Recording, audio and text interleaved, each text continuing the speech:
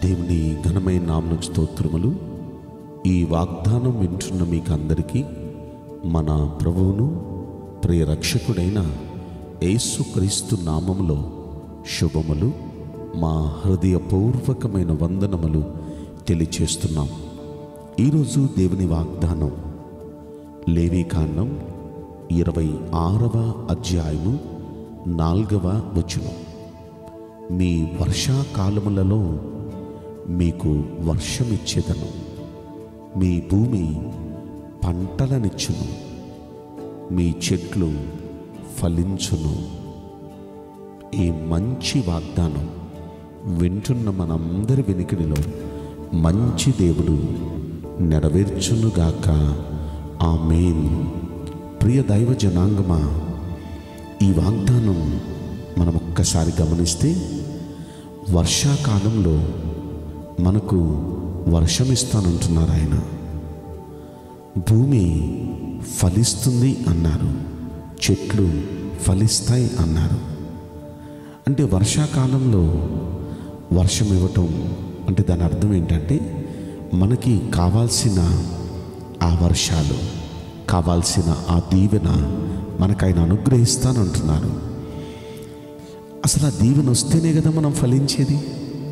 కనుక వర్షం అది దేవుడిచ్చేది, దీవెన కూడా దేవుడిచ్చేది. కనుక దేవుడు అంటున్నాడు, నేను మీకు ఆ దీవెన ఇస్తాను, నా దీవెన నేను మీ మీద కృమ్మరిస్తా. అప్పుడు మీకు ఎలా ఉంటుందో చెప్పన, మీ భూమి పంటలు ఫలమిస్తాయి, మీ భూమి పంటలు ఇస్తాయి, మీ చెట్లు ఫలిస్తాయి. అంటే దాని అర్థం మీ ప్రయత్నాలు, మీరు చేసే వ్యాపారాలు, మీరు చదువుకునే చదువులు, ఏం చదువుకుంటున్నారో ఏం చేస్తున్నారో వాటన్నిటిలో మీరు ఫలిస్తారు. మీరు అలా ఫలించాలి అంటే దేవుని దీవెన మీ మీదకి రావాలి, ఆ దీవెన వర్షం మీ మీదకి రావాలి. కనుక దేవుని దీవెన వర్షం మన మీదకి వస్తే మన ప్రయత్నాలన్నీ ఫలిస్తాయి, మన ప్రార్థనలన్నీ ఫలిస్తాయి. కనుక అలా దేవుని దీవెన వర్షం మన మీదకి రావాలంటే మనం ఏం చేయాలి? పైన 3 విషయాలు చెప్తున్నాడు. మొదటి మాట, మనం విగ్రహములను చేసుకొనకూడదు అన్నాడు. అది చెక్కిన ప్రతిమే కానీ బొమ్మే కానీ నిలబెట్టకూడదు, సాగిలపడకూడదు అని చెప్తున్నాడండి. ఒకసారి మనం ఆలోచిస్తే విగ్రహారాధన మనం చేయకూడదు. ఈ వాగ్దానం వింటున్న ప్రియ దైవ జనాంగమా, మీలో ఎవరైనా విగ్రహారాధన చేసేవాళ్ళు ఉంటే ఆ విగ్రహారాధనని కాస్త దూరంగా పెట్టాలి. విగ్రహారాధన వదిలిపెట్టేయాలి. మీరు విగ్రహారాధన వదిలిపెట్టేయాలి. ఏ విగ్రహానికి, ఫోటోకి కానీ విగ్రహానికి కానీ దేనికి మనం నమస్కారం చేసి దండం కూడా పెట్టకూడదు.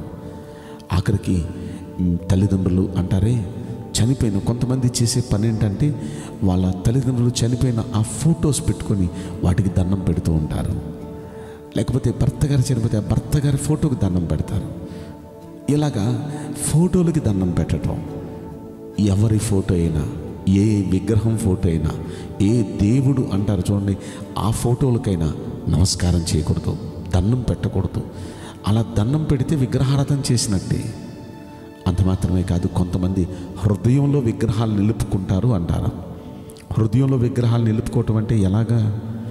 దేవుడు ఉండాల్సిన స్థానంలో దేవుడి కంటే ఎక్కువ ప్రథమ స్థానం ఇచ్చి ఎవరిని ప్రేమిస్తున్నామో వాళ్ళే మీ గుండెల్లో ఒక విగ్రహం అయ్యారు. దేవుడు ఉండాల్సిన స్థానంలో దేవుడి కంటే ఎక్కువగా దేన్ని ప్రేమిస్తున్నాం? ఒకవేళ డబ్బును ప్రేమిస్తున్నామా? ఒకవేళ సుఖభోగాలు ప్రేమిస్తున్నామా? ఒకవేళ ఈ లోకములో ఉన్న ఏదేదో దేనిదేనో ప్రేమిస్తున్నామా? దేవుని కంటే ఏది ఎక్కువగా మనం ప్రేమించినా అది మన గుండెల్లో ఒక విగ్రహమై నిలబడిపోద్ది. కూర్చుంటే అదే ధ్యాస, పడుకుంటే అదే ధ్యాస, నడిచిన అదే ధ్యాస. దేని గురించి ఆ ధ్యాస కలిగి ఉన్నామో అదొక విగ్రహం అన్నమాట. కనుక మనం కూర్చున్నా, మనం నడిచినా, మనం పండుకున్నా, మనం కలకనినా దేవుడే మన ధ్యాస కావాలి. దేవుడు తప్ప ఇక ఏ ధ్యాస మనకు ఉండకూడదు. అలా ఎవరైతే చేస్తారో వారి మీద దేవుడు తన దీవెన వర్షంగా కుమ్మరిస్తాడు. అప్పుడు వారి ప్రయత్నాలన్నీ ఫలిస్తాయి. ఏ ప్రయత్నం, అది చదువు ప్రయత్నమైనా, ఉద్యోగ ప్రయత్నమైనా, వ్యాపార ప్రయత్నమైనా, మరి ఏ పని పాటలైనా ఆ ప్రయత్నాలన్నీ ఫలిస్తాయి. కనుక మొదటి పని మనం ఏ విగ్రహం చేసుకోకూడదు. రెండో పని ఇక్కడ అంటున్నాడు, నేను నియమించిన విశ్రాంతి దినమును ఆచరించాలి, నా పరిశుద్ధ మందిరాన్ని సన్మానించాలి. దేవుని మందిరాన్ని మనం సన్మానించాలి, పరిశుద్ధ దినాన్ని ఆచరించాలి. పరిశుద్ధ దినమని మనం ఆదివారాన్ని మనం పెట్టుకున్నాం. ఆదివారం అది దేవుడి దినం. ఆ దేవుడి దినాన్న మనం దేవుని మందిరానికి వెళ్ళాలి, దేవుని మనం ఆరాధించాలి. ఇది పరిశుద్ధమైన దినం అని ఒక నియమం పెట్టుకోవాలి. ఒక నియమం పెట్టుకొని జాగ్రత్తగా మనం దేవుణ్ణి మనం వెతకాలి. అలా ఎవరైతే ఒక నియమం పెట్టుకొని జాగ్రత్తగా దేవుని వెతుకుతారో వారి మీద దేవుడు దీవెనను వర్షంగా కుమ్మరిస్తాడు.